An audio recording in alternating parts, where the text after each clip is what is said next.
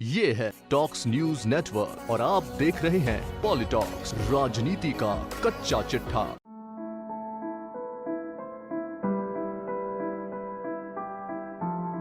आज राष्ट्रवादी विचारधारा का समय भारत में शुरू हुआ।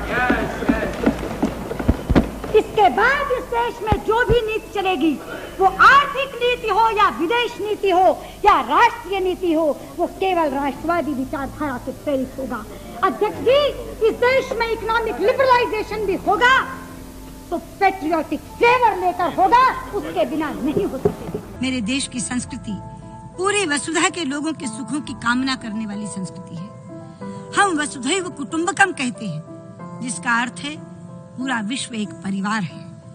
और इसीलिए हम केवल अपने सुख की कामना नहीं करते, हम सर्व के सुख की कामना करते हैं, सबके सुख की कामना करते हैं। और जिस मंत्र के माध्यम से सबके सुख की कामना करते हैं, उसी मंत्र का उच्चारण करके मैं अपनी बात को समाप्त करना चाहूंगी। वो मंत्र है सर्वे भवन्तु सुखिनः, सर्वे सन्तु निरामयाः, सर्वे भद्राणि पश्यन्तु, मा कश्चित् दुःखभाग् भवेत्। जिसका अर्थ है सभी सुखी हों, सभी स्वस्थ हों, सभी अपने इर्द गिर्द अच्छा ही अच्छा देखें, कोई भी दुखी ना हो, कोई भी दुखी ना हो, कोई भी दुखी ना हो।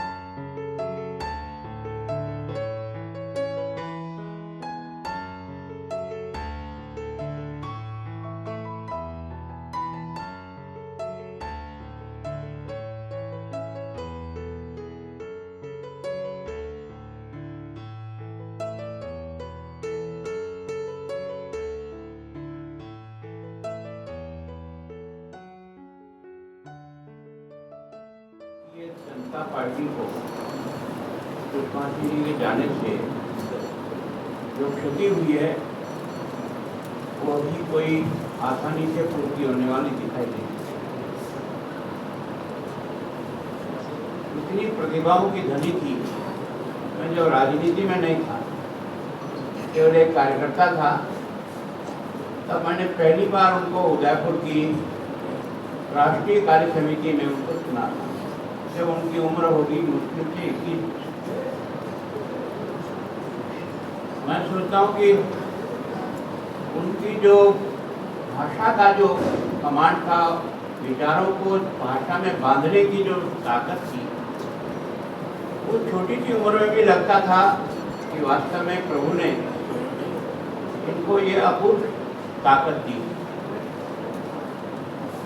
मैं सोचता हूँ कि राष्ट्रीय विचारों से ओतप्रोत बचपन के संस्कार, पिताजी स्वयं राष्ट्रीय स्वयंसेवक संघ के जिम्मेदार कार्यकर्ता के रूप में थे और इसलिए बचपन से ही राष्ट्र के प्रति जो सोच था वो उनके घट में था।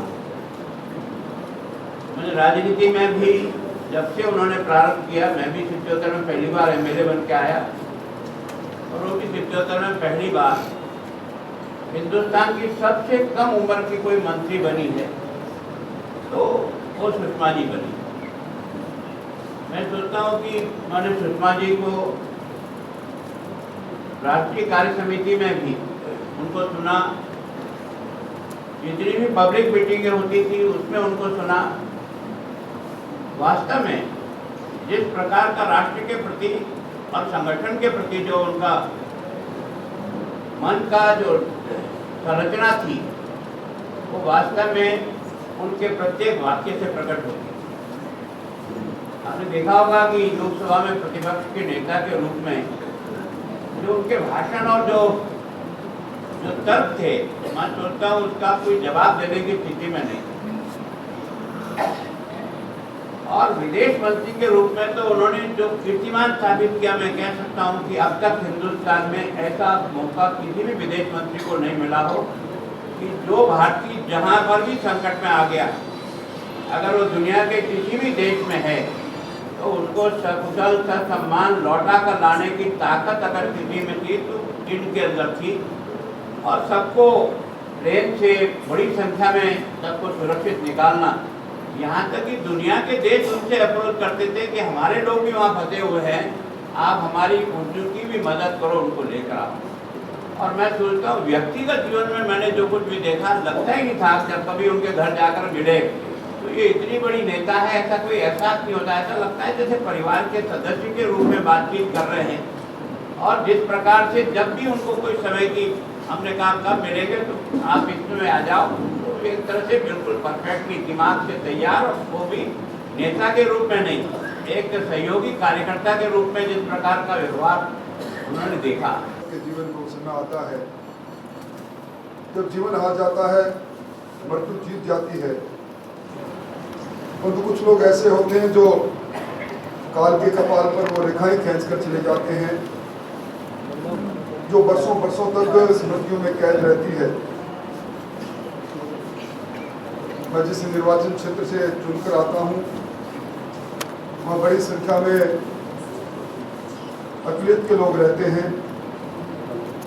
एक नहीं, दर्जनों इस प्रकार के उदाहरण रहे। पाकिस्तान के अंदर यहाँ से एक मेरे निर्वाचन क्षेत्र के इस्माइल नाम के बंधु धार्मिक वीजा लेकर गए, किसी कारण से वापस लौटना नामुमकिन हो गया। परिजनों ने एक छोटा सा सोशल मीडिया के माध्यम से ट्वीट किया और कुछ घंटों के बाद में सुषमा जी का जो रिस्पॉन्स, और उसके बाद 48 घंटों के अंदर अंदर एम्बेसी से उनके पास टेलीफोन चला जाना, मैं समझता हूं कि ऐसे अनेकों अनेकों स्मृतियां आप और हम सब लोगों के नहीं, कई आमजन के दिलों में भी कैद है।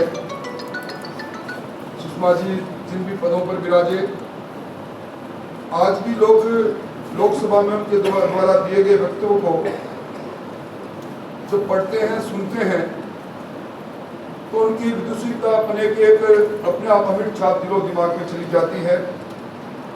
संयुक्त राष्ट्र संघ के अंदर उनका हिंदी में दिया गया लंबा भाषण इस संसदीय इतिहास के अंदर एक दस्तावेज के रूप में हमारे सबके बीच में रहेगा।